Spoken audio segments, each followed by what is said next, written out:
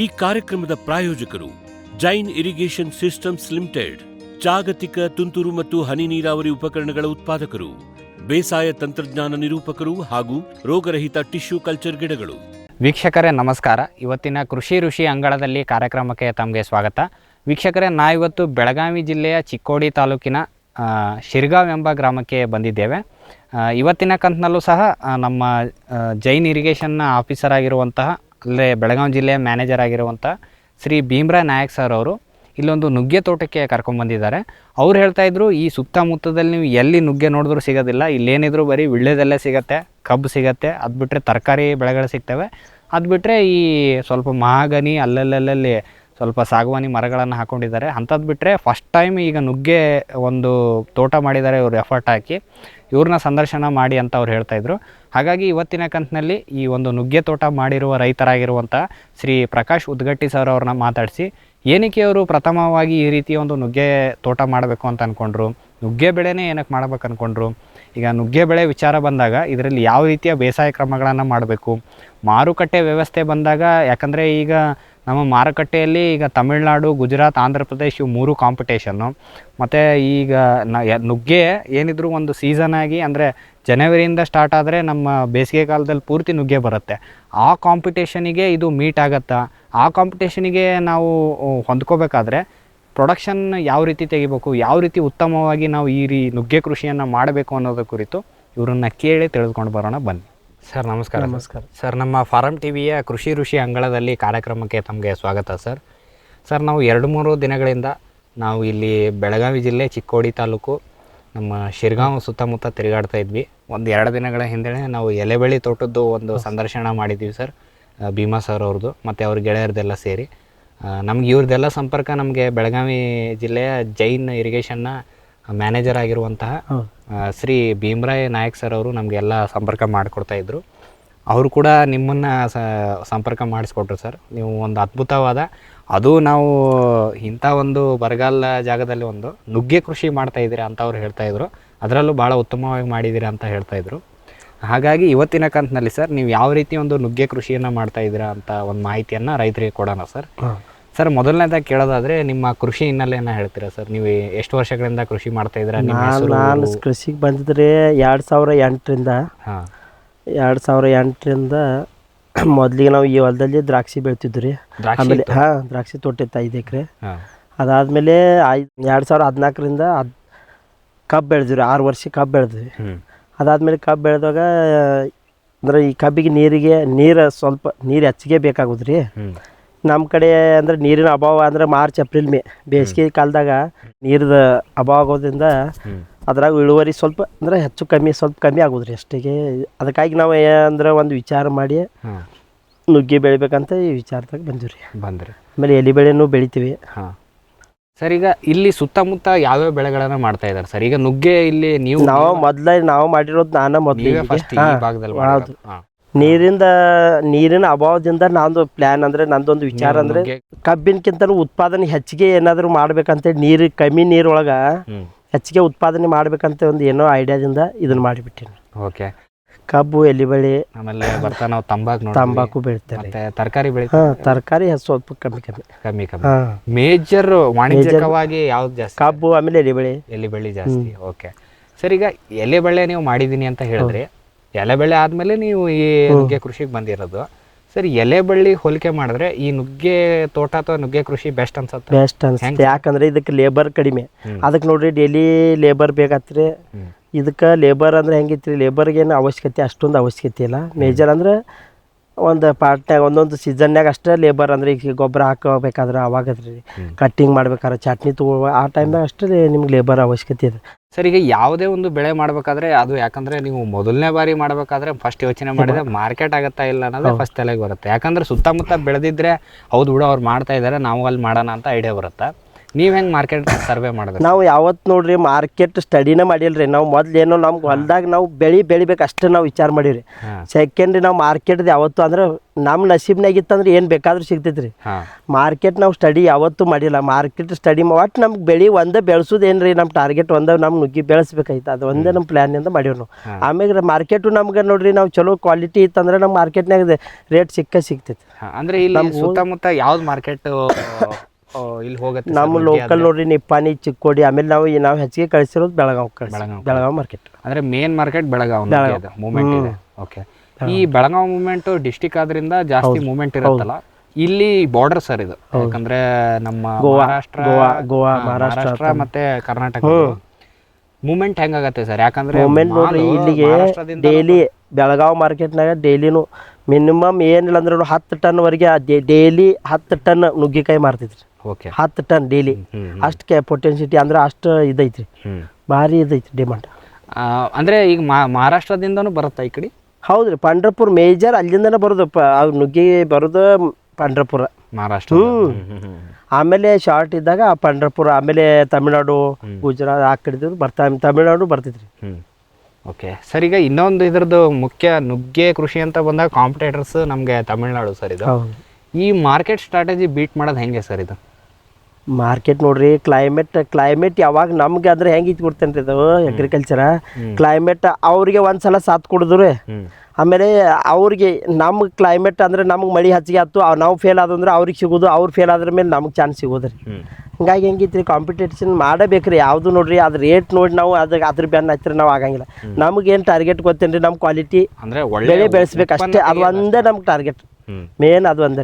Okay, ಈಗ ತಮಿಳ್ನಾಡಿನಲ್ಲೇ north East monsoon ಹೋಗುತ್ತೆ sir. ಈಗ ಅಂದ್ರೆ ನಮ್ಮ ಹಿಂಗಾರು ಮಳೆ ಇಲ್ಲಿ ಕಡಿಮೆ ಆಗತ್ತೆ, ಅಲ್ಲಿ ನಮ್ಗೆ ಹೆಂಗ್ ಮುಂಗಾರು ಆಗತ್ತೆ ಅವ್ರಿಗೆ ಹಿಂಗಾರು ಜಾಸ್ತಿ ಆಗತ್ತೆ ಸರ್. ಹಂಗಾಗಿ ಕೆಲವೊಬ್ಬರು ರೈತರು ಹೇಳ್ತಾ ಇದ್ರು ಸರ್, ಈಗ ಡಿಸೆಂಬರ್ ಜನವರಿಯಲ್ಲಿ ನಾವು ನುಗ್ಗೆನ ಮಾರ್ಕೆಟಿಗೆ ಹಾಕಿದ್ರೆ ಒಳ್ಳೆ ರೇಟ್ ಬರುತ್ತೆ, ಫೆಬ್ರವರಿಯಿಂದ ಅವ್ರದ್ದು ಬರಕ್ಕೆ ಶುರು ಆದ್ಮೇಲೆ ಸ್ವಲ್ಪ ಡೌನ್ ಆಗುತ್ತೆ, ಅವಾಗ ಒಂದು 30-40 ರೂಪಾಯಿ ಕೆಜಿ ಬರುತ್ತೆ ಅಂತ. ಈ ವರ್ಷ ಅಂದ್ರೂ ಏನಂದ್ರು ಈ ವರ್ಷ ಮಾರ್ಕೆಟ್ ಚಲೋ ಹೋಗೋದು ಅಂದ್ರೆ ಚಾನ್ಸಸ್ ಐತ್ರಿ. ಯಾಕಂದ್ರೆ ಒಂದು ತಮಿಳ್ನಾಡಲ್ಲಿ ಫುಲ್ ಮಳೆ, ಗುಜರಾತಲ್ಲೂ ಮಳೆ, ಗುಜರಾತಲ್ಲೂ ಮಳೆ ಸ್ವಲ್ಪ ಹಿಂಗಾಗಿ ಈ ವರ್ಷ ಮಳೆ ಇದರಿಂದ ಚಾನ್ಸಸ್ ಮಾರ್ಕೆಟ್ ಚಲೋ ಸಿಗೋ ಚಾನ್ಸ್ ಐತ್ರಿ. ಓಕೆ, ಅಂದ್ರೆ ಇಲ್ಲಿ ನಿಮಗೆ ಟಾರ್ಗೆಟ್ ಚೆನ್ನಾಗಿದೆ. ಈಗ ನಮ್ಗೆ ಏನಾದರೂ ಉತ್ಪನ್ನ ಮಾರ್ಕೆಟ್ ಅಂತೂ ಚಲೋ ಐತ್ರಿ, ಇಲ್ಲಿ ಕ್ಯಾಚ್ ಮಾಡಕ್ ಚೆನ್ನಾಗಿದೆ. ಓಕೆ ಸರ್, ಈಗ ಫಸ್ಟ್ ನೀವು ಒಂದು ನುಗ್ಗೆ ಬೆಳೆನ ಬೆಳಿಬೇಕಾದ್ರೆ ಮಾಹಿತಿಯನ್ನು ಎಲ್ಲಿಂದ ಸಂಗ್ರಹಣೆ ಮಾಡಿದ್ರಿ, ಹೇಗೆ ಸಂಗ್ರಹಣೆ ಮಾಡಿದ್ರಿ? ಮಾಹಿತಿ ನಾವು ಸರ್ ಫೇಸ್ಬುಕ್ನಾಗ ನಾವು ಫ್ರೆಂಡ್ ಒಬ್ಬಂದು ಇದು ಮಾಡಿ ಡೈರೆಕ್ಟ್ ಅವಾಗ ಕಾಂಟ್ಯಾಕ್ಟ್ ಮಾಡಿಬಿಟ್ಟು ನಾವು ಕಾಂಟ್ಯಾಕ್ಟ್ ಮಾಡಿ ನಾವು ಫ್ರೆಂಡ್ ಸರ್ಕಲ್ ಇವರೆಲ್ಲ ಸೇರಿ ಹೋಗಿ ನಾವು ನೋಡ್ಕೊಂಡು ಅವ್ರ ಹತ್ರನ ಸೀಡ್ಸ್ ತೊಗೊಂಡು ಸೀಡ್ಸ್ ಹಿಂಗೆ ಮಾಡಿಬಿಟ್ಟಿರಿ ಅಷ್ಟೇ. ಸೀಡ್ಸ್ ಡೈರೆಕ್ಟಾಗಿ ಅಂದರೆ ಈಗ ಐಡಿಯಾ ತೊಗೊಂಡ್ವಿ. ಆಮೇಲೆ ಅವ್ರ ಗೈಡೆನ್ಸ್ ಏನಾದರೂ ಕೊಡ್ತಾರೆ, ಅವರು ಹೇಳ್ತಾರೆ ಏನಾರ ಐಡಿಯಾ ಏನೇನು ಮಾಡಬೇಕು ಅಂತ ಹೇಳ್ತಾರೆ. ಈಗ ಮೊದಲನೇದಾಗಿ ಸರ್ ಇದು ಅಷ್ಟು ಎಷ್ಟು ಎಕರೆ ಇದೆ ಸರ್ ಭೂಮಿ? ಇದು 5 ಎಕರೆ ಭೂಮಿ ಐತ್ರಿ. 5 ಎಕರೆ ನುಗ್ಗೆ ಎಷ್ಟಿದೆ ಸರ್? 4 ಎಕರೆ ಎಲ್ಲ ನುಗ್ಗೆ. 4 ಎಕರೆ ನುಗ್ಗೆನೇ ಇದೆ, 2200 ಗಿಡ ಐತ್ರಿ. ಓಕೆ, ಅಂದರೆ ಭೂಮಿ ಸಿದ್ಧತೆ ಫಸ್ಟು ಮೊದಲೇ ನಿಮ್ಮದು ಈ ಕ್ಲೈಮೇಟಿಗೆ ಸೂಟ್ ಆಗುತ್ತಾ ಸರ್ ಇದು ವಾತಾವರಣ? ಹೌದು, ಟೆಂಪ್ರೇಚರ್ ನೋಡ್ರಿ ಇದಕ್ಕೆ ಮಿನಿಮಮ್ ಅಂದ್ರೆ ಹೆಂಗಿತ್ರಿ, ಸೆಟ್ಟಿಂಗ್ ಅಂದ್ರೆ ಕ್ಲೈಮೇಟ್ ಮಹತ್ವ ಐತಿ ಇದಕ್ಕೆ. ಟೆಂಪ್ರೇಚರ್ ಬೇಕ್ರಿ ಇದಕ್ಕೆ, ಅಂದ್ರೆ ಇದು 30 to 35 ಟೆಂಪ್ರೇಚರ್ ಇದ್ರೆ ಅದ್ರೊಳಗೆ ಸೆಟ್ಟಿಂಗ್ ಸ್ವಲ್ಪ ಚೆನ್ನಾಗಿ ಆಗ್ತದೆ. ಪಾಲಿನೇಷನ್ ಅಂದ್ರೆ ಆಗ್ಬೇಕಂದ್ರೆ 35 ಡಿಗ್ರಿ ತನಕ ಅಪ್ ಟು 30ದಿಂದ 30-35 ಟೆಂಪ್ರೇಚರ್ ಇದ್ರೆ ಅದ್ರಾಗ ಪಾಲಿನೇಷನ್ ಚೆನ್ನಾಗೈತೆ. ಓಕೆ, ಆಮೇಲೆ ಇನ್ನೊಂದು ಇದ್ರ ಮುಖ್ಯ ಅಂದ್ರೆ ಸರ್, ಈಗ ಚಳಿಗಾಲಕ್ಕೆ ಇದ್ರದ್ದು ಹೂ ಕೋಇನ್ಸಿಡೆನ್ಸ್ ಆಗುತ್ತೆ. ಅದು ಹೂ ಜಾಸ್ತಿ ಚಳಿಗಾಲಕ್ಕೆ, ಆ ಟೈಮಲ್ಲಿ ಸ್ವಲ್ಪ 30 ನಮಗೆ 32 ವರೆಗೂ ಸಿಕ್ಕರು ಅಲ್ಲಿ ಚೆನ್ನಾಗಿ ಬ್ಯಾಲೆನ್ಸ್. ಕಾಯಿ ಬರೋ ಟೈಮಲ್ಲಿ ಹೆಂಗಿದ್ರು ಟೆಂಪ್ರೇಚರ್ ಜಾಸ್ತಿ ಇರುತ್ತೆ, ಅವಾಗೇನು ಒಂದ್ಸಲ ಕಾಯಿ ಬರೋಕ್ಕೆ ಶುರು ಆದರೆ ಮುಗೀತು, ಅವಾಗ ಮೇವರೆಗೂ ನಿಮ್ದು ಇಳುವರಿನೇ. ಹೌದೌದು. ಹಂಗಾಗಿ ನೀವು ಇದನ್ನ ನಿಮ್ಮ ಬೆಳಗಾವಿ ಜಿಲ್ಲೆ ಈ ಇದಕ್ಕೆ ಭಾರಿ ಸೂಟೇಬಲ್, ಬಿಸಿಲಿರುವಂಥದ್ದು, ಆಮೇಲೆ ಸರಿಯಾದ ಸಮಯಕ್ಕೆ ಮಳೆ ಆಗುವಂಥದ್ದು. ಈಗ ಇಲ್ಲಿ ಮಳೆ ಚೆನ್ನಾಗಿದೆಯಾ ಸರ್? ಮಳೆ ಮಾನ್ಸೂನ್ ಸ್ವಲ್ಪ ಚಲೋ ಈಗ ಆಗ್ತಿದ್ರಿ, ಮುಂಗಾರು ಮಳೆ ಆಗ್ತಿದ್ರಿ. ಹಿಂಗಾರು ಮಳೆ ಕಡಿಮೆ? ಹಿಂಗಾರು ಕಡಿಮೆ, ಮುಂಗಾರು ಮಳೆ ಅಷ್ಟೇ. ಸರ್, ಈಗ ನಿಮ್ದು ಮಣ್ಣು ಯಾವ ರೀತಿ ಇದೆ? ಕೆಂಪು ಮಣ್ಣ, ಕೆಂಪು ಮಣ್ಣು. ಈ ಭೂಮಿಗೆ ನಿಮ್ದು ಸೂಕ್ತ ಅಂತ ನೀವು ಆಯ್ಕೆ ಮಾಡಿದ್ದೀವಿ. ಓಕೆ, ಭೂಮಿ ಸಿದ್ಧತೆ ಯಾವ ರೀತಿ ಮಾಡಿದ್ರಿ ಫಸ್ಟ್ ನಾಟಿ ಮಾಡೋಕೆ? ಇದ್ರ ಮೊದ್ಲ ನೇಗ್ಲ ಹೊಡ್ಕೊಂಡು ಅಂದ್ರೆ ರಂಟೆ ಹೊಡ್ಕೊಂಡ್ರಿ, ಸಗಣಿ ಗೊಬ್ಬರ ಅದಂತೂ ಬೇಕೇ ಬೇಕ್ರಿ. ಈಗ ನಾವು ಮೊದ್ಲಿಂದನೂ ನಾವು ದ್ರಾಕ್ಷಿ ಬೆಳಿತಿದ್ವು, ಆಮೇಲೆ ಕಬ್ಬು ಬೆಳಿತಿದ್ವಿ ರೀ. ಅವಾಗ ನಾವು ಸಗಣಿ ಗೊಬ್ಬರ ಆಗಲಿ, ಆಮೇಲೆ ಕಾಂಪೋಸ್ಟ್ ಅದು ಇದು ಎಲ್ಲ ನಾವು ಪ್ರತಿ ವರ್ಷ ಅಂತೂ ಹಾಕ್ತೀವಿ. ಅವಾಗಂತೂ ನಮ್ದು ಹೊಲ ಫರ್ಟಿಲಿಟಿ ಹೆಚ್ಚಿಗೆ ಐತೆ. ಯಾಕಂದ್ರೆ ರೀ 10-20 ವರ್ಷದಿಂದ ನಾವು ಈ ಭೂಮಿ ನಾವು ಪ್ರತಿ ವರ್ಷ ಗೊಬ್ಬರ ಹಾಕೋದ್ರಿಂದ ಫರ್ಟಿಲಿಟಿ ಚಲೋ ಐತ್ರಿ. ಇದು ನೇಗ್ಲ ಹೊಡೆದು ರೋಟ್ರು ಹೊಡೆದು ರೆಡಿ ಮಾಡಿಬಿಟ್ರು ಅಷ್ಟೇ ರೀ. ಆಮೇಲೆ ಡ್ರಿಪ್ ಡಬಲ್ ಲ್ಯಾಟ್ರಲ್ ಹಾಕಿ ಸೋಯಿಂಗ್ ಮಾಡಿಬಿಟ್ರು ಸೀಡ್ಸ್. ಓಕೆ, ಬೆಡ್ ಮಾಡಿದಿರಾ ಸರ್? ಇದು ಬೆಡ್ ಗಿಡ್ಡು ಏನಿಲ್ಲ, ರೋಟ್ರು ಹೊಡೆದ್ರೆ ಅಂದ್ರೆ ಇದು ಹಿಂಗೆ ಇಲ್ಲ. ಈಗ ಅದನ್ನ ನಾವು ಹರಿಗಿವಿ ರೀ. ಹರಿಗಿ ಅಂದಾಗ ಈ ಮಣ್ಣು ಈ ಕಡೆ, ಆ ಮಣ್ಣಿಂದ ಈ ಕಡೆ, ಆ ಕಡೆಯಿಂದ ಈ ಕಡೆ, ಈ ಕಡೆಯಿಂದ ಈ ಕಡೆ, ಹಾಗಾಗಿ ಇದು ಬೆಡ್ ತರ ಬೆಡ್ ಥರ ಕಾಣಿಸ್ತು. ಗೊಬ್ಬರ ಹಾಕಿ ಸಗಣಿ ಗೊಬ್ಬರ ಹಾಕಿ ಆಮೇಲೆ ಮಣ್ಣು ಅಂದ್ರೆ ಪ್ರತಿ ವರ್ಷನೂ ಆಗಸ್ಟ್ನಾಗ ಅಂದ್ರೆ ಮಾಡ್ತಿರಲ್ಲ, ಚಟ್ನಿ ಮಾಡಿದ್ಮ್ಯಾಗ ಹಾಕಿ ಇದು ಮಾಡ್ಬೇಕು. Okay sir. Barrix hunter pheromone ಟ್ರಾಪ್ಸ್ನೊಂದಿಗೆ ರೇನೋಸಾರಸ್ ದುಂಬಿ ಮತ್ತು ಕೆಂಪು ಮೂತಿ ಹುಳುಗಳಿಂದ ತೆಂಗು, ತಾಳೆ, ಅಡಿಕೆ ಮರಗಳ ಸಂರಕ್ಷಣೆ. ತರಕಾರಿ ಮತ್ತು ಹಣ್ಣಿನ ಬೆಳೆಗಳಲ್ಲಿ ಹಣ್ಣಿನ ನೊಣಗಳ ನಿಯಂತ್ರಣಕ್ಕೆ ಬ್ಯಾರಿಕ್ಸ್ ಕ್ಯಾಚ್ ಫ್ರೂಟ್ ಫ್ಲೈ ಹಾಗೂ ವೆಜಿಟೇಬಲ್ ಫ್ಲೈ ಟ್ರ್ಯಾಪ್. ರಸ ಹೀರುವ ಕೀಟಗಳನ್ನು ಹಿಡಿಯಲು ಬಣ್ಣದ ಕ್ರೋಮ್ಯಾಟಿಕ್ ಸ್ಟಿಕ್ಕಿ ಟ್ರ್ಯಾಪ್ಸ್. ಪೇಟೆಂಟ್ ಹೊಂದಿದ ತಂತ್ರಜ್ಞಾನ, ದೀರ್ಘಕಾಲದವರೆಗೂ ಬಾಳಿಕೆ. ಕೀಟನಾಶಕಗಳಿಗೆ ಪರ್ಯಾಯ, ಪರಿಸರಕ್ಕೆ ಪೂರಕ. ಸುಸ್ಥಿರ ಸಾವಯವ ಕೃಷಿಗಾಗಿ ಬ್ಯಾರಿಕ್ಸ್. ಭೂಮಿದೀಪ ಸಾರಜನಕ, ರಂಜಕ ಒದಗಿಸುವ ಸೂಕ್ಷ್ಮಾಣುಜೀವಿ ಮಿಶ್ರಿತ ಸಮೃದ್ಧ ಸಾವಯವ ಎರೆಗೊಬ್ಬರ. ಕಾಳು ಮೆಣಸಿಗೆ ಟ್ರೈಕೋಡರ್ಮಾ ಸಂವರ್ಧಿತ ವಿಶೇಷ ಎರೆಗೊಬ್ಬರ. ಕುದುರೆ, ಹೇಸರಗತ್ತೆ, ಲದ್ದಿಯ ಅಧಿಕ ಪೌಷ್ಟಿಕಾಂಶದ ಅಶ್ವಸಾರ ಎರೆಗೊಬ್ಬರ. ಎನ್ಪಿಕೆ, ಲಘು ಮತ್ತು ಸೂಕ್ಷ್ಮ ಪೋಷಕಾಂಶಗಳು, ಸಸ್ಯ ಪ್ರಚೋದಕಗಳು ಹಾಗೂ ಹಾರ್ಮೋನುಗಳ ಆಗರ. ಭೂಮಿದೀಪ ಎರೆಗೊಬ್ಬರ.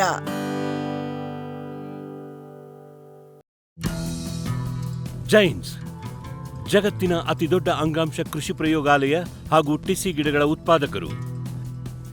ಸಮೃದ್ಧ ಇಳುವರಿಗೆ ಜೈನ್ ಜೀನೇನ್, ಯಾಲಕ್ಕಿ, ನೇಂದ್ರನ್ ಹಾಗೂ ಕೆಂಪು ಬಾಳೆ ಸಸ್ಯಗಳು, ದಾಳಿಂಬೆ, ಭಗವತಳಿಯ ರೋಗಮುಕ್ತ ಸಸ್ಯಗಳು, ಲಕ್ನೋ 49 ಪೇರಳೆ, ಸ್ಟ್ರಾಬೆರಿ ಇತ್ಯಾದಿ ಗಿಡಗಳು ಯೋಗ್ಯ ಬೆಲೆಯಲ್ಲಿ. ಅಂಗಾಂಶ ಕೃಷಿಯ ಜಾಗತಿಕ ಬ್ರ್ಯಾಂಡ್ ಜೈನ್. ಫ್ಯೂಚರ್ ಬಯೋಟೆಕ್ ಸಾವಯವ ಕೃಷಿಯ ವೇಗವರ್ಧಕ.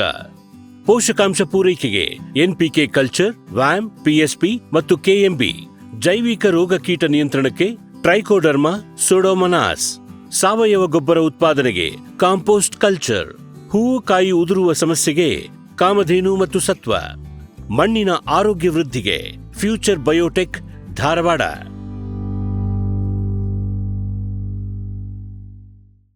ದಿಲೀಪ್ ಕುಮಾರ್ ರವರ ಸ್ಟಾರ್ ಇಂಡಸ್ಟ್ರೀಸ್ನ ತೆಂಗಿನಕಾಯಿ ಸುಲಿಯುವ ಯಂತ್ರ. ಯಾವುದೇ ಗಾತ್ರದ ಹಸಿ ಅಥವಾ ಒಣಗಿದ ಕಾಯಿ ಸುಲಿಯಬಲ್ಲದು. ಸ್ವಚ್ಛ ಸುಲಿತ. ಕಾಯಿಗೆ ಹಾನಿ ಗರಿಷ್ಠ 2% ಮಾತ್ರ. ಜುಟ್ಟು ಉಳಿಸುತ್ತದೆ. 2 ಅಥವಾ 3 HP ಸಿಂಗಲ್ ಫೇಸ್ ವಿದ್ಯುತ್. ಗಂಟೆಗೆ 200ರಿಂದ 600 ಕಾಯಿ ಸುಲಿತ. ತೋಟಗಾರಿಕೆ ಇಲಾಖೆಯಿಂದ ಸಬ್ಸಿಡಿ. ಸ್ಟಾರ್ ಎಣ್ಣೆ ತೆಗೆಯುವ ಯಂತ್ರ. ಎಕ್ಸ್ಪೆಲ್ಲರ್ ಮತ್ತು ಕೋಲ್ಡ್ ಪ್ರೆಸ್ ರೋಟರಿ ಕಟ್ಟಿಗೆ ಗಾಣ ಮಾದರಿಗಳು. ಸ್ಟಾರ್ ಒಣಮೆಣಸು, ಸಾಂಬಾರ್ ಪುಡಿ ಮಾಡುವ ಯಂತ್ರ. ವಿವಿಧ ಗಾತ್ರ ಮತ್ತು ಶ್ರೇಣಿಗಳಲ್ಲಿ. Star associated industries, Belagavi. Vetpet ಗಿಡಮೂಲಿಕಾ ಉತ್ಪನ್ನಗಳು. ಬೋವಿಟೋನ್ ವೆಟ್ 33 ಗಿಡಮೂಲಿಕೆಗಳ ಜಾನುವಾರು ಆರೋಗ್ಯವರ್ಧಕ ಟಾನಿಕ್. ದೂದ್ ಪ್ಲಸ್ ಅಧಿಕ ಹಾಲು, ಡಿಗ್ರಿ ಮತ್ತು ಫ್ಯಾಟ್. ರಾಸು ಸುಲಭವಾಗಿ ಹಾಲಿಳಿಸುತ್ತದೆ. ಫಾಸ್ಟ್ ಪ್ಲಸ್ ಗರಿಷ್ಠ ರಂಜಕ, ಕ್ಯಾಲ್ಸಿಯಂ, ಜೀವಸತ್ವಗಳು, ಖನಿಜಗಳು, ಪ್ರೋಬಯೋಟಿಕ್ಸ್ ಇತ್ಯಾದಿ. ಹಸು, ಎತ್ತು, ಎಮ್ಮೆ, ಕೋಣ, ಹಂದಿ, ಕುರಿ, ಆಡು, ಕೋಳಿಗಳಿಗೆ. ವೆಟ್ ಪೆಟ್ ಫಾರ್ಮುಲೇಷನ್ಸ್ ಉತ್ಪಾದನೆ. ಶ್ರಮಜೀವಿಯಿಂದ ಸರಬರಾಜು. ಜಾಣ ಹೈನುಗಾರನ ಜಾಣ್ಮೆಯ ಆಯ್ಕೆ. ವೆಟ್ ಪೆಟ್ ಉತ್ಪನ್ನಗಳು. ಸಮೃದ್ಧ ಸಾವಯವ ಗೊಬ್ಬರ. ಎಂಎಸ್ಜಿಪಿ ಮತ್ತು ಕೆಸಿಡಿಸಿ ಉತ್ಪಾದನೆ. ಫಾರ್ಮ್ ಟಿವಿಯಿಂದ ಸರಬರಾಜು. ಅತಿ ಕಡಿಮೆ ಬೆಲೆಗೆ ಅತ್ಯುತ್ತಮ ಗೊಬ್ಬರ. ಇಲ್ಲ ಭಾರಲೋಹ. ಕೃಷಿ ವಿಶ್ವವಿದ್ಯಾಲಯದಿಂದ ಪರೀಕ್ಷಿತ. ಸಾವಯವ ಇಂಗಾಲ, ಎನ್ಪಿಕೆ, ಪಿಎಚ್, ಇಸಿ ಎಲ್ಲ ನಿಗದಿತ ಮಿತಿಯಲ್ಲಿ. ಅಡಿಕೆ, ತೆಂಗು, ಬಾಳೆ, ಕಾಫಿ, ದಾಳಿಂಬೆ, ದ್ರಾಕ್ಷಿ, ಕಬ್ಬು, ಭತ್ತ, ಜೋಳ, ಹತ್ತಿ ಹೀಗೆ ಎಲ್ಲಾ ಬೆಳೆಗಳಿಗೂ ಪ್ರಶಸ್ತ. ಜೀವಂತ ಮಣ್ಣು, ಸಮೃದ್ಧ ಬೆಳೆ. ಅತ್ಯಧಿಕ ಲಾಭಕ್ಕೆ ಬಳಸಿ ಸಿಟಿ ಕಾಂಪೋಸ್ಟ್.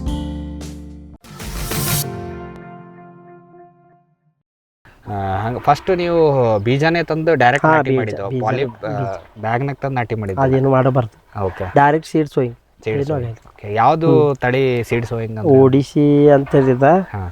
ನಾವು ಡೈರೆಕ್ಟ್ ರೈತರು ಫಾರ್ಮರ್ ಕಡೆಯಿಂದ ತೊಗೊಂಡಿವಿ. ಅವ್ರೇನು ನಮ್ಗೆ ಏನು ಅಂತ ಹೇಳಿಲ್ಲ, ಆದರೆ ಓಡಿಸಿನ ಆದ್ರೆ ಓಡಿಸಿ ಸರ್. ಈಗ ಮಾರುಕಟ್ಟೆಯಲ್ಲಿ ಓಡಿಸಿನೂ ಸಿಗುತ್ತೆ, PKMನೂ ಸಿಗುತ್ತೆ, ಭಾಗ್ಯ ತಳಿನೂ ಸಿಗುತ್ತೆ. ಓಡಿಸಿನೇ ಅಂತ ಏನಕ್ಕೆ ಅಂತ? ಓಡಿಸಿಗೆ ಡಿಮಾಂಡ್ ಅಂದ್ರೆ ಸ್ವಲ್ಪ ಮಾರ್ಕೆಟ್ನಲ್ಲಿ ಹೆಚ್ಚಿಗೆ ಐತೆ ಅಂತ ಅಂತಾರೆ ಅವ್ರು. ಅಂದ್ರೆ ನಮ್ಮ ದಲ್ಲಾಳಿ ಒಳಗೆ ಅವ್ರು ಅಂತಾರೆ ವ್ಯಾಪಾರಿ ಓಡಿಸಿ ಜಾಸ್ತಿ ಪ್ರಿಫರ್ ಮಾಡ್ತಾರೆ. ಓಕೆ, ಹಾಗಾಗಿ ಓಡಿಸಿದು ಮಾಡಿದ್ರೆ ಓಡಿಸಿನ ಮಾಡ್ಕೊಡಿ ಸರ್. ಎಷ್ಟು ಸಾಲದಿಂದ ಸಾಲಕ್ಕೆ ಎಷ್ಟು ಬೀಜ ನೀವು ನಾಟಿ ಅಂದ್ರೆ ಬೀಜೋಪಚಾರ ಬೀಜೋಪಚಾರ ಅದಕ್ಕೆ ಬೀಜೋಪಚಾರ ಇದು ಮಾಡಿದ್ವಿ ನಾವು. ಏನ 1 kgಗೆ ಒಂದು 5 ಗ್ರಾಮ್ ಕಾರ್ಬನ್ಡೈಜ್ ಪ್ಲಸ್ ಮ್ಯಾಂಕೋಜೆಬ್ ಸಾ ಪೌಡ್ರ್ ಸೀಡ್ ಟ್ರೀಟ್ಮೆಂಟ್ ಮಾಡಿ, ಆಮೇಲೆ 13-7 ಅಂತಾರೆ. ಅಂದ್ರೆ ಹೆಂಗ್ರಿ 13 ಸಾಲದಿಂದ ಸಾಲಕ್ಕೆ 13 ಫೀಟ, ಆಮೇಲೆ ಗಿಡದಿಂದ ಗಿಡಕ್ಕೆ 7 ಫೀಟ. ಆಮೇಲೆ ಒಂದು ಸೀಡ್ ಅಂದ್ರೆ ಹೆಂಗಿತ್ತು ಗೊತ್ತೇನು ಸರ್, ಒಂದು ನಾವು ಸೀಡ್ಸ್ ಒಂದು ಪ್ಲ್ಯಾಂಟ್ 3 ಬೀಜ ಹಾಕಿದ್ರು ಮೊದಲು ನಾವು. ಅಂದ್ರೆ ಒಂದು ಕುಣಿ ಅಂದ್ರೆ ಹಂಗಿಲ್ರಿ, ಒಂದು ಸೀಡ್ ಹಾಕಿ ಸೈಡ್ 1 ಫೀಟ್ ಒಂದು ಬಾಜು ಅಂದ್ರಿ, ಆಮೇಲೆ ಒಂದು ಬೀಜ ಇದು ಒಂದು ಬಾಜು ಗೊತ್ತಾಯ್ತ್ರಿ, ಒಂದು ಹಾಕಿ ಅದ್ರಾಗ ಯಾವ್ದು ಸೀಡ್ಸ್ ಅಂದ್ರೆ ಫ್ಲವರಿಂಗ್ ಸೆಟ್ಟಿಂಗ್ಸ್ ಅಂದ್ರೆ ಚೆನ್ನಾಗಿ ಆಗ್ತಿತ್ತಲ್ಲ ಅಂದ್ರೆ 2 ಸ್ಟೆಪ್ನಾಗ ಅದನ್ನ ತೆಗೆದು ಬಿಡೋದು. ಒಂದು ಗಿಡ 2 ಸ್ಟೆಪ್ ವೈಸ್ ಅಂದ್ರೆ ಅಪ್ ಟು ಒಂದು 40 ದಿವಸ ಆದ್ಮೇಲೆ ಒಂದು ಗಿಡ ತೆಗೆದ್ರಿ. ಅದ್ರಾಗ ಅಂದ್ರೆ ಎಲಿ ಯಾವ್ದು ಎಲಿ ಆಗಲ್ ಐತ್ರಲ್ಲ ಅದನ್ನ 2 ಚಲೋ ಐತಂದ್ರೆ ಅದು ಕೈಕೊಳ್ಳೋದು. 2ರಾಗ ಒಂದು ಯಾವ್ದಾರ ಸಣ್ಣ ಹಂಗು ಹಿಂಗೆ ಏನಾರ ಇರ್ತಂದ್ರೆ ಒಂದು ತೆಗೆದ್ಬಿಡೋದು 40 ದಿವಸ. ಆಮೇಲೆ ಹರಗು ಮುಂದ್ರಿ ಅವಾಗ ಫ್ಲವರಿಂಗ್ ಯಾವ್ದು ಸೆಟ್ಟಿಂಗ್ ಫ್ಲವರಿಂಗ್ ಯಾವ್ದು ಫಸ್ಟ್ ಓಪನ್ ಆಕೈತ್ಲ ಆ ಗಿಡ ಕೈಕೊಳ್ಳೋದು. ಫೈನಲಿ ಕೈಕೊಂಡ ಅದು ಒಂದು ಗಿಡ ತೆಗೆದ್ಬಿಡೋದು, ಒಂದೇ ಗಿಡ ಕೈಕೊಂಡು. ಅಂದ್ರೆ 2 ಗಿಡ ತೆಗೆದು ಅಲ್ಲೇ ನೀವು ಚಲ್ರಿ ಸಾಕು, ಅದಕ್ಕೆ ಏನು ಆಗಲ್ಲ. ಅದಂದ್ರೆ 3ರಲ್ಲಿ ಬೆಸ್ಟ್, ಯಾವ್ದು ಬೆಸ್ಟ್ ಬರುತ್ತಾ ಅದ ಗಿಡನ ಅದ್ರ ಸಂಬಂಧ 3 ಬೀಜ ಹಾಕಿ. ಅದಕ್ಕೆ ನಿಮ್ದು 6-7 ಅಡಿ ಒಂದೊಂದು ಒಂದ್ ಸ್ವಲ್ಪ ಹೆಚ್ಚಿಗೆ ಕಮ್ಮಿ ಆದ್ರೂ ಯಾಕೈತೆ ಅಂದ್ರೆ ಒಂದ್ ಸ್ವಲ್ಪ ಸ್ಪೇಸ್ ಹೆಚ್ಚು ಕಮ್ಮಿ ಆಗೈತಿ. ಈಗ ಹಂಗಂದ್ರು ಸರ್, ಈಗ ಸ್ವಲ್ಪ ಹತ್ತೆತ್ತಾದಂಗೆ ಅಲ್ಸಿಲ್ಲ ಸರ್, ಯಾಕಂದ್ರೆ ಎಲ್ಲ ಕೂಡ್ಕೊಂತಿದ್ದಾವೆ ಈಗ 1 ವರ್ಷದ ಬೆಳೆ. ಹೌದು, ಆ್ಯಕ್ಚುಲಿ ಅವ್ರು ನೋಡ್ರಿ 14 ಫೂಟ್ ಅವ್ರು ನಮ್ಗೆ ಡಿಸ್ಟೆನ್ಸ್ ಹೇಳಿದ್ರು. ಅದ್ರ ನಮ್ಗೆ ಹೆಂಗಿತ್ತು, ನಮ್ಮ ಭೂಮಿ ಸ್ವಲ್ಪ ಇದೈತೆ, ನಾವು 13 ಫೂಟ್ ಅಂದ್ರೆ ಪ್ಲ್ಯಾನ್ ಮೊದಲು ಮಾಡಿದ್ವಿ ನಾವು. ಒನ್ ಟೈಮ್ ಈಗ ವಿಚಾರ ಮಾಡಿದ್ವಿ ಅಂದಮೇಲೆ ಅದು ಅವ್ರು ಆ್ಯಕ್ಚುಲಿ 14 ಫೂಟ್ ಇದ್ದಿತ್ತು ಅವ್ರ ಸೈಜ್, ನಾವು 13 ಮಾಡಿದ್ವಿ. Okay, 14-7 best. 14-7. Okay sir. ಈಗ ಇದು ಯಾವ ಸೀಸನಲ್ಲಿ ನೀವು ನಾಟಿ ಮಾಡಿರೋದು? ನಾವು ಜನವರಿ ಹೋದ ವರ್ಷ ಜನವರಿ ಡಿಸೆಂಬರ್ ಜನವರಿ ಮಾಡಿದ್ರೆ ತಿಳ್ಕೊ ನೀವು. ನವೆಂಬರ್ ಡಿಸೆಂಬರ್ ಮಾಡಿದ್ರು ನೀವು ಒಂದು ಕ್ರಾಪ್ 1 ಮಂತ್ 2 ಮಂತ್ಸ್ ನಿಮ್ಗೆ ಕ್ರಾಪ್ ಸಿಗ್ತೈತ್ರಿ.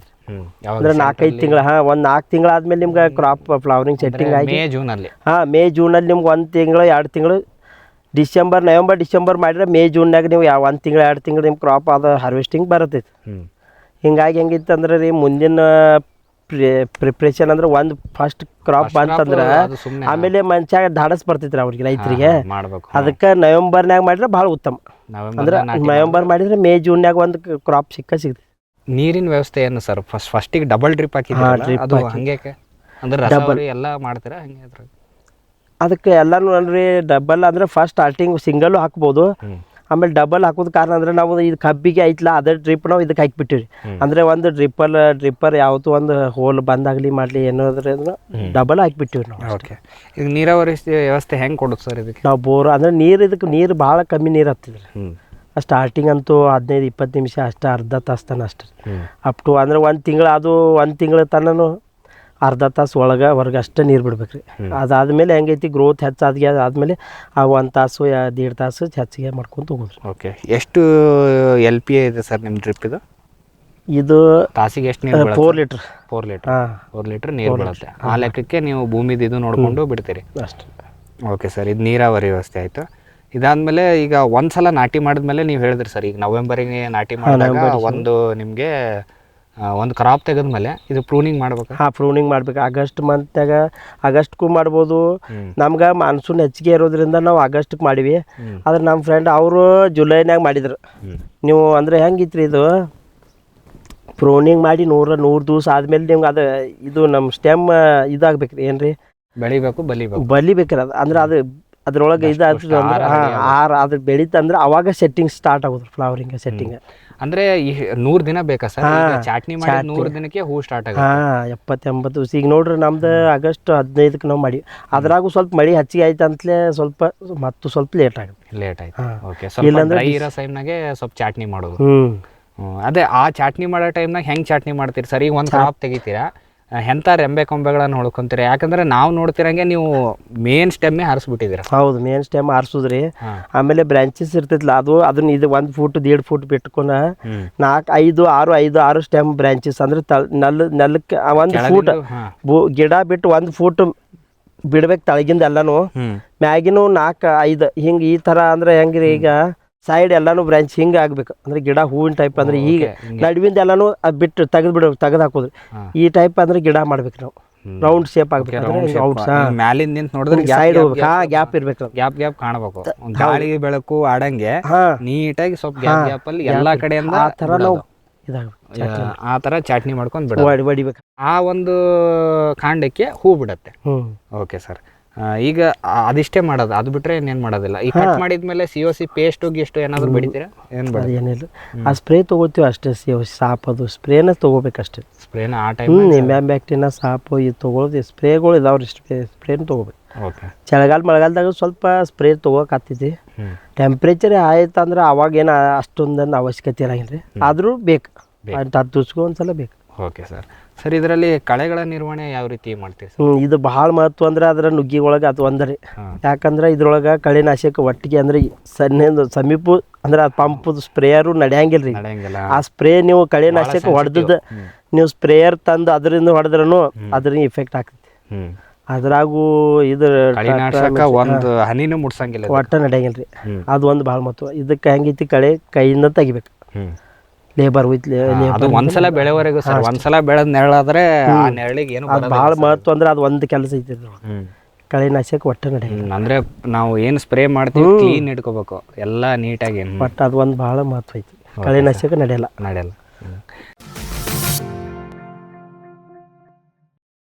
ವಿಶ್ವದಾದ್ಯಂತ ಪೇಟೆಂಟ್ ಪಡೆದ ನ್ಯಾನೋ ತಂತ್ರಜ್ಞಾನದಲ್ಲಿ ತಯಾರಾದ ನೂವಾಲ್ಗಿ ದ್ರಾವಣ.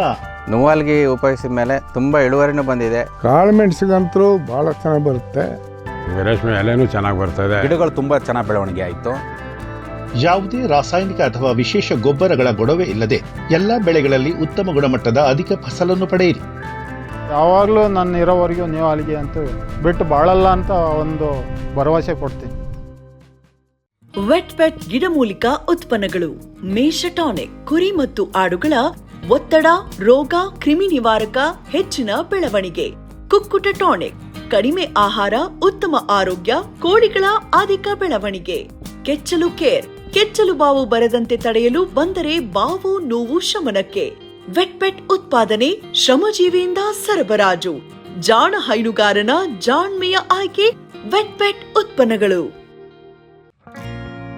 ಜೈನ್ ಇರಿಗೇಷನ್ ಸಿಸ್ಟಮ್ಸ್ ಲಿಮಿಟೆಡ್ ಭಾರತದ ಹನಿ ನೀರಾವರಿ ತಂತ್ರಜ್ಞಾನದ ಪ್ರಥಮ ಪ್ರವರ್ತಕ, ಜಗತ್ತಿನ ಅತಿ ದೊಡ್ಡ ಸ್ಪ್ರಿಂಕ್ಲರ್ಸ್ ಉತ್ಪಾದಕ ಕಂಪನಿ. ಸಂರಕ್ಷಿತ ಕೃಷಿಯಲ್ಲಿ ಹಸಿರು ಮನೆಗಾಗಿ ಮಿಸ್ಟರ್, ಫಾಗರ್, ಫ್ಯಾನ್ ಮತ್ತು ಪ್ಯಾಡ್ ಹಾಗೂ ನೆರಳು ಮನೆ, ಸ್ವಯಂ ಚಾಲಿತ ನೀರಾವರಿ ವ್ಯವಸ್ಥೆ ಮತ್ತು ರಸಾವರಿ ತಂತ್ರಜ್ಞಾನ. ಕೃಷಿಯಲ್ಲಿ ನೀರಿನ ಸಮರ್ಪಕ ಬಳಕೆ ಹಾಗೂ ಉಳಿತಾಯಕ್ಕೆ ಮತ್ತೊಂದು ಹೆಸರು ಜೈನ್. ದಿಲೀಪ್ ಕುಮಾರ್ ಅವರ ಸ್ಟಾರ್ ಇಂಡಸ್ಟ್ರೀಸ್. ಒಣ ಚಾಲಿ ಅಡಿಕೆ ಸುಲಿಯುವುದು ಈಗ ಹಿಂದೆಂದಿಗಿಂತ ಸುಲಭ, ಅಗ್ಗ. ಸ್ವಚ್ಛ ಸುಲಿತ ಅಡಿಕೆಗೆ ಹಾನಿ ಕಡಿಮೆ. 14 ವರ್ಷಗಳಿಂದ ಮಲೆನಾಡಲ್ಲಿ ಜನಪ್ರಿಯ. ಗಂಟೆಗೆ 40 ರಿಂದ 350 ಕಿಲೋಗ್ರಾಂ ಸುಲಿಯುವ ಮಾದರಿಗಳು ತೋಟಗಾರಿಕೆ ಇಲಾಖೆಯಿಂದ subsidy. Star mini rice mill, ಗಂಟೆಗೆ 5 ರಿಂದ 10 ಕ್ವಿಂಟಾಲ್ ಮಿಲ್ಲಿಂಗ್, ಕೃಷಿ ಇಲಾಖೆಯಿಂದ ಸಬ್ಸಿಡಿ. ಸ್ಟಾರ್ ರೊಟ್ಟಿ ಮಾಡುವ ಯಂತ್ರ, ಸಿಂಗಲ್ ಫೇಸ್ ಮನೆ ವಿದ್ಯುತ್, ಗಂಟೆಗೆ 120 ರಿಂದ 500 ರೊಟ್ಟಿ ಸಿದ್ಧ. Star associated industries, Belagavi. Green plast, ISI ಪ್ರಮಾಣೀಕೃತ ಪರಿಶುದ್ಧ HDPE ಜಿಯೋ ಮೆಂಬ್ರೇನ್ ಪಾಂಡ್ ಲೈನರ್ಗಳು. ಕೃಷಿ ಹೊಂಡ, ಕೆರೆ, ಕಾಲುವೆ, ಮೀನುಕೊಳ, ಸ್ಪಿರುಲಿನಾ ಹೊಂಡಗಳಿಗೆ ಬೇಕಾದ ಆಕಾರ ಮತ್ತು ವಿಸ್ತೀರ್ಣಗಳಲ್ಲಿ ಸರ್ಕಾರದ ಸಬ್ಸಿಡಿ ಯೋಜನೆಯಡಿ ಲಭ್ಯ. 100% ಪುನರ್ಬಳಕೆ, UV ಮತ್ತು ಒಡಕು ನಿರೋಧಕ, ಪಕ್ಕಾ ಜೋಡಣೆ, 5 ವರ್ಷಗಳ ಲಿಖಿತ ವಾರಂಟಿ. ಗ್ರೀನ್ ಪ್ಲಾಸ್ಟ್.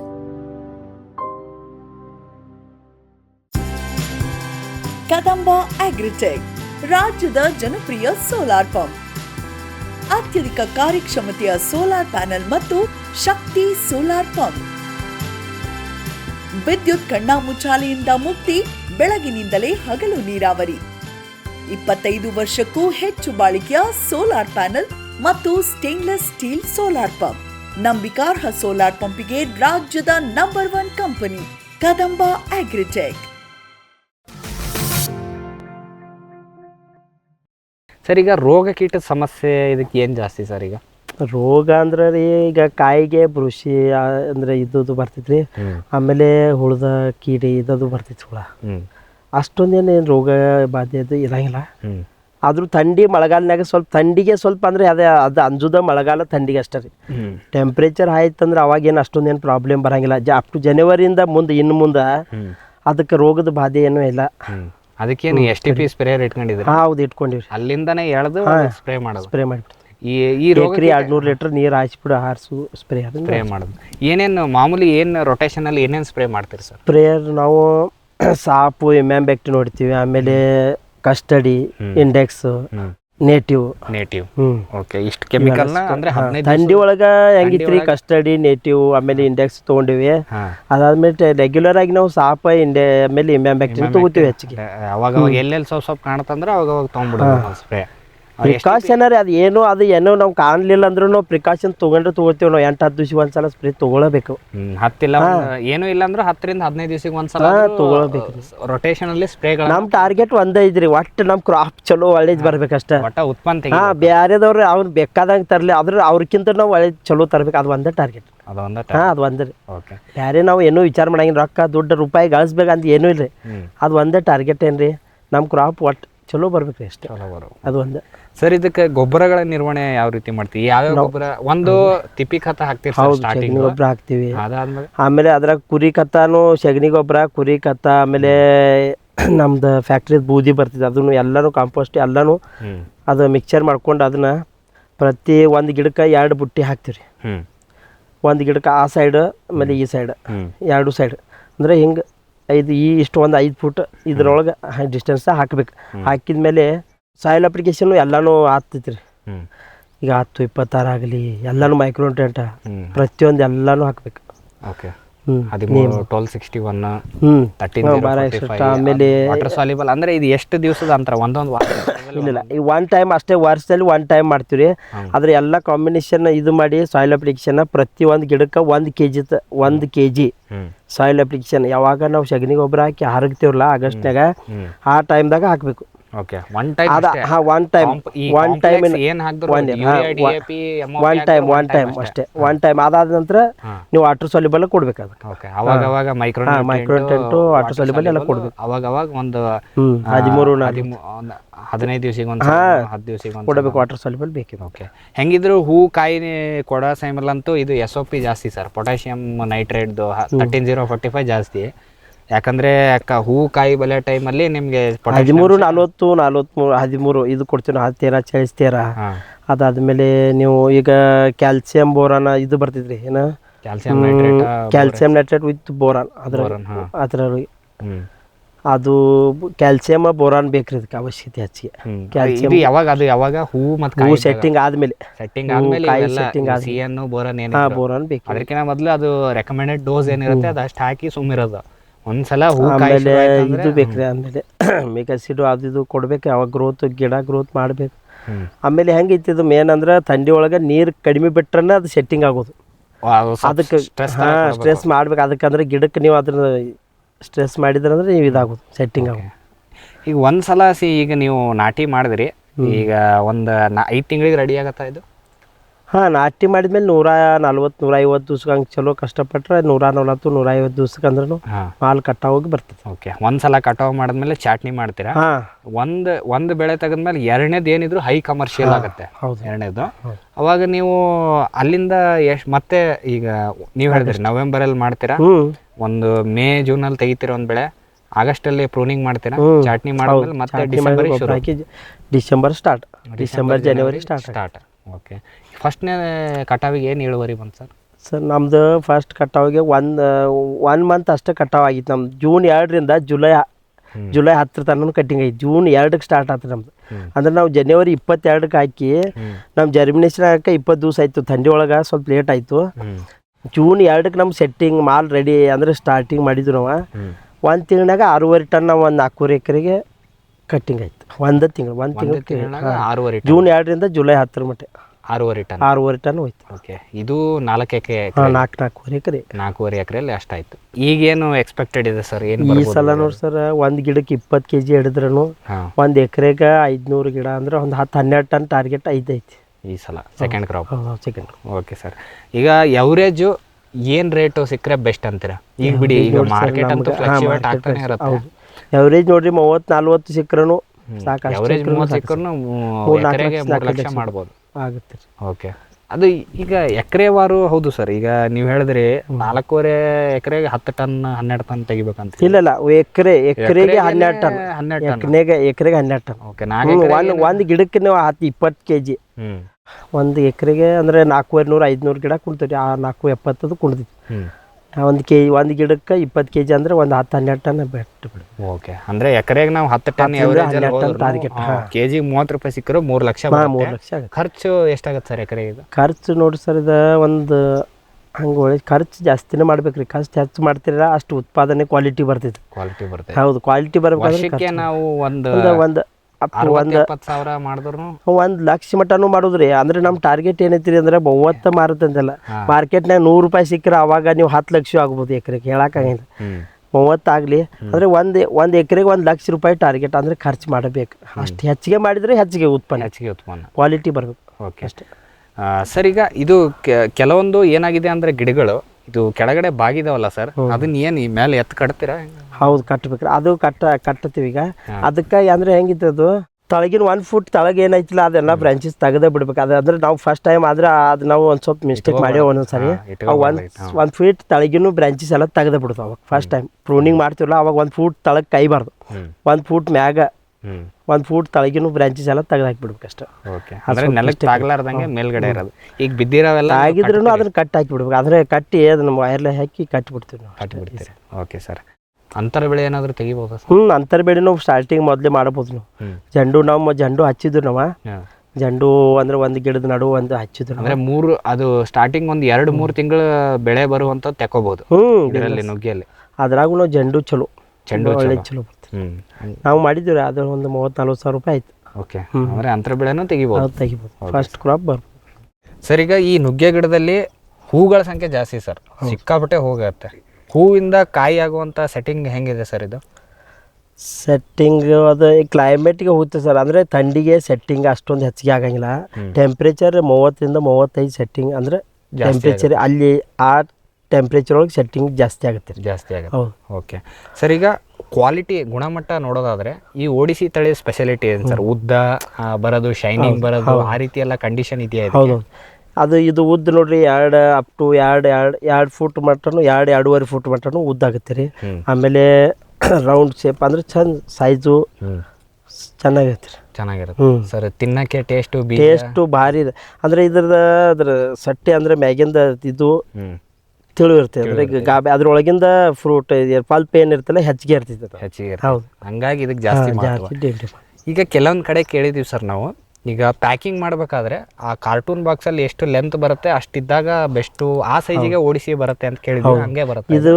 ಸರಿ 2 ಫೀಟ್ ಅಂತೂ 1.5-2 ಫೀಟ್ ಬಂದೇ ಬರುತ್ತೆ. ನೀವು ಮತ್ತೆ ಶಾರ್ಟಿಂಗ್ ಮಾಡ್ತೀವಿ. ಅದರಲ್ಲಿ ಹೆಂಗೈತೆ ಅಂತಂದ್ರೆ ಮಾರ್ಕೆಟಿಂಗ್ ಮಾಡುವಾಗ ಶಾರ್ಟಿಂಗ್ ಮಾಡ್ಬೇಕು ನೀವು. ದೊಡ್ಡದು ಸಣ್ಣದು ಆಮೇಲೆ ಶಾರ್ಟ್. ಆಮೇಲೆ ಫಸ್ಟ್ ಅಂದ್ರೆ ಕಟ್ಟಿಂಗ್ ಮಾಡೋ ಮುಂದೆನೇ ಲೇಬರ್ ಆ ಥರನೇ ಶಾರ್ಟ್ ಅಂದ್ರೆ ಕಟ್ಟಿಂಗ್ ಮಾಡುವಾಗ ಅದನ್ನ ಶಾರ್ಟ್ ಅದು ಆ ಥರನೇ ಮಾಲ್ ಕಟ್ಟಿಂಗ್ ಮಾಡ್ಬೇಕು ಅಷ್ಟೇ. ಮತ್ತು ಅಂದ್ರೆ ಅಲ್ಲಿ ಯಾವ ಸೈಜ್ ಮಾಡಬೇಕು ಲೇಬರ್ಗೆ ನಾವು ಅದನ್ನ ಹೇಳ್ಕೊಡ್ಬೇಕಷ್ಟೇ. ಎಲ್ಲ ಮಾಲು ಕಟ್ಟಿಂಗ್ ಅಂದ್ರೆ ಯಾವುದು ಎಲ್ಲಾನು ಹಿಂಗೆ ಸರಾಸರಿ ಕಟ್ ಮಾಡೋಕ್ಕಾಗಲ್ಲ. ಅಂದ್ರೆ ಶಾರ್ಟ್ ಗಿಡದಲ್ಲಿ ಇದ್ದಾಗ ನಾವು ಅದನ್ನ ಶಾರ್ಟಿಂಗ್ ಅಂದ್ರೆ ಆ ಥರ ಕಟ್ಟಿಂಗ್ ಮಾಡ್ಬೇಕು. ಕಟ್ಟಿಂಗ್ ಆ ಥರ ಮಾಡಬೇಕು. ಅದಾದ್ಮೇಲೆ ನಾವು ಶಾರ್ಟಿಂಗ್ ಆದರೆ ಅದು ಇದು ಡಂಕ್ಡಿ ಅದು ಏನಾದ್ರು ಆಯ್ತಂದ್ರೆ ಅದನ್ನ ಶಾರ್ಟ್ ಮಾಡಿ ಅದೊಂದು ಬ್ಯಾಗ್ ಬೇರೆ ಮಾಡಿಬಿಡ್ತೀವಿ ಅಷ್ಟೇ. ಅದೊಂದು ಸೆಪ್ರೇಟ್ ಮಾಡಿ ಅದೊಂದು ಬ್ಯಾಗ್ ಬೇರೆ. ಅದೆಲ್ಲ ಲೇಬರ್ಸಿಗೆ ನೀವೆಲ್ಲ ಹೇಳ್ಕೊಡ್ತೀವಿ? ಅದೆಲ್ಲನೂ ಐಡಿಯಾ ಹೌದು ಸರ್. ಇದು ಬೈ ಪ್ರಾಡಕ್ಟಿಗೆ ಏನಾದರೂ ಹೋಗಿದ್ರೆ ಸರ್? ಯಾಕಂದ್ರೆ ಮೋರಿಂಗಾ ಪ್ರಾಡಕ್ಟ್ ಅಂತೇಳಿ ಸಿಕ್ಕಾಪಟ್ಟೆ ಈಗ ಬರ್ತಾ ಇದೆ ಅದು ಹೇಳ್ತಾರೆ ಮಾರ್ಕೆಟ್ನಲ್ಲಿ. ಆದ್ರೆ ನಾವು ಅದನ್ನ ವಿಚಾರ ಮಾಡಿಲ್ರಿ. ನೀವೇನು ಬರೀ ಕಾಯಿ ಒಂದೇ ಕೊಡ್ತಾ ಇದ್ದೀರಾ? ಈಗ ಹೂವಿಂದಾಗ್ಲಿ ಮತ್ತೆ ನಮ್ಮ ನುಗ್ಗೆ ಪೌಡರ್ ಆಗ್ಲಿ ಅಂತದಕ್ಕೇನು ಕೈ ಹಾಕಿಲ್ಲ? ಪೈಲಾ ಪ್ರಿಫರೆನ್ಸ್ ನಮ್ಮ ಮೊದ್ಲು ಅಂದ್ರೆ ನಾವು ಈಗ ಮಾಡಿವಲ್ಲ, ಇದೆಲ್ಲ ಸಕ್ಸಸ್ ಆದ್ಮೇಲೆ ನಾವು ಅದನ್ನು ಮಾಡಬಹುದು. ಆದ್ರೆ ಹೆಂಗಿತ್ರಿ ಇದ್ರೊಳಗೆ ನಾವು ಇದು ಮೊದ್ಲು ಇದನ್ನ ನಡೆದಿರೋದಿಲ್ಲ. ಅದಕ್ಕಾಗಿ ಇದನ್ನ ನಾವು ಕಾಯಿ ಬದಲು ಇದು ಮಾಡ್ತಾ ಇದ್ದೀವಿ. ವೀಕ್ಷಕರ, ಇಷ್ಟೊತ್ತು ನಮಗೆ ಶ್ರೀ ಪ್ರಕಾಶ್ ಉದ್ಗಟ್ಟಿ ಸರ್ ಅವರು ಹೇಳ್ತಾ ಇದ್ರು, ಈ ರೀತಿಯ ನುಗ್ಗೆ ಕೃಷಿ ನಾನು ಏನಕ್ಕೆ ಮಾಡಿದೆ ಅಂದರೆ ಸ್ವಲ್ಪ ನೀರಿನ ಅಭಾವ ಇಲ್ಲಿ ಈ ತೋಟದಲ್ಲಿ ನಮ್ಗೆ ಕಾಡ್ತಾ ಇತ್ತು. ನನಗೆ ನುಗ್ಗೆ ಕೃಷಿ ಸ್ವಲ್ಪ ನೀರು ಕಡಿಮೆ ಬೀಳುತ್ತೆ ಅಂತ ನನಗೆ ಗೊತ್ತಾದಾಗ ಈ ರೀತಿಯ ನುಗ್ಗೆ ಒಂದು ತೋಟವನ್ನು ನಾನು ಇಲ್ಲಿ ನಿರ್ಮಾಣ ಮಾಡಿದ್ದೇನೆ. ಅದಲ್ಲದೆ ಪ್ರೊಡಕ್ಷನ್ ವಿಚಾರ ಬಂದಾಗ ನಮ್ದು ಏನಿದ್ರು ಫೋಕಸ್ಸು ಅದು ಮಾರುಕಟ್ಟೆ ದರ ಹೇಗಾದರೂ ಇರಲಿ, ಒಳ್ಳೆಯ ಗುಣಮಟ್ಟದ ಒಂದು ನುಗ್ಗೆಕಾಯಿಗಳನ್ನು ನಾನು ಉತ್ಪಾದನೆ ಮಾಡುವುದೇ ನನ್ನ ಫಸ್ಟ್ ಕೆಲಸ ಅಂತ ಅವ್ರು ಹೇಳ್ತಾಯಿದ್ರು. ಅದ್ರ ಜೊತೆಗೆ ಈಗ ಆರ್ಥಿಕತೆ ಅಂತ ಬಂದಾಗ ನಾವು ಏನೂ ಇಲ್ಲ ಅಂತಂದ್ರೂ ಒಂದು ಎಕರೆಗೆ ಒಂದು 10ರಿಂದ 12 ಟನ್ ತೆಗೆದ್ರು. ಈಗ ಬಿಡಿ, ಈಗ ಮಾರ್ಕೆಟಲ್ಲಿ ಏನೂ ಇಲ್ಲ ಅಂತಂದರೂ ಒಂದು 70ರಿಂದ 80 ರೂಪಾಯಿ ಅಂತೂ ಇದೆ. ಸರಾಸರಿ ನಮಗೇನೂ ಇಲ್ಲ ಅಂತಂದರೂ ಸೀಸನಲ್ಲಿ 30 ರೂಪಾಯಿ ಸಿಕ್ಕರೂ ಈಗ 1 ಎಕರೆಯಿಂದ 3 ಲಕ್ಷ ಮಾಡಿದ್ರು 1 ಲಕ್ಷ ಖರ್ಚು ಹೋಗಿ 2 ಲಕ್ಷ ಆರಾಮಾಗಿ ಉಳಿತದೆ ಅಂತ ಹೇಳ್ತಾಯಿದ್ರು. ಅದರಲ್ಲೂ ಇಂಥ ಬೇಸಿಗೆ ಒಂದು ಭೂಮಿಗೆ ಈ ರೀತಿ ಒಂದು ಪ್ರದೇಶಗಳೇ ಈ ಬೆಳೆ ಭಾರಿ ಸೂಕ್ತ, ಕೆಲಸನೂ ಕಡಿಮೆ, ಆಳುಗಳ ಸಮಸ್ಯೆನೂ ಈ ಒಂದು ಕೃಷಿಗೆ ಕಡಿಮೆ ಅನ್ನೋದು ಕುರಿತು ಸಾಕಷ್ಟು ಮಾಹಿತಿಯನ್ನು ನಮ್ಮೊಂದಿಗೆ ಹಂಚಿಕೊಂಡ್ರು. ಹಾಗಾಗಿ ಇಷ್ಟೊತ್ತು ಮಾಹಿತಿ ಕೊಟ್ಟಿದ್ದಕ್ಕೆ ಅವರಿಗೆ ಧನ್ಯವಾದಗಳನ್ನು ತಿಳಿಸುತ್ತಾ, ಹಾಗೂ ಇವರ ಸಂಪರ್ಕ ಕಲ್ಪಿಸಿಕೊಟ್ಟಂತಹ ನಮ್ಮ ಬೆಳಗಾವಿ ಜಿಲ್ಲೆಯ ಜೈನ್ ಇರಿಗೇಷನ್ನ ಮ್ಯಾನೇಜರ್ ಆಗಿರುವಂಥ ಶ್ರೀ ಭೀಮ್ರಾ ನಾಯಕ್ ಸರ್ ಅವರಿಗೂ ಕೂಡ ಧನ್ಯವಾದಗಳನ್ನು ತಿಳಿಸುತ್ತಾ ಇವತ್ತಿನ ಒಂದು ಕಾರ್ಯಕ್ರಮವನ್ನು ಇಲ್ಲಿಗೆ ಮುಗಿಸ್ತಾ ಇದ್ದೀವಿ. ನಮಸ್ಕಾರಗಳು. ಈ ಕಾರ್ಯಕ್ರಮದ ಪ್ರಾಯೋಜಕರು ಜೈನ್ ಇರಿಗೇಷನ್ ಸಿಸ್ಟಮ್ಸ್ ಲಿಮಿಟೆಡ್, ಜಾಗತಿಕ ತುಂತುರು ಮತ್ತು ಹನಿ ನೀರಾವರಿ ಉಪಕರಣಗಳ ಉತ್ಪಾದಕರು, ಬೇಸಾಯ ತಂತ್ರಜ್ಞಾನ ನಿರೂಪಕರು ಹಾಗೂ ರೋಗರಹಿತ ಟಿಶ್ಯೂ ಕಲ್ಚರ್ ಗಿಡಗಳು.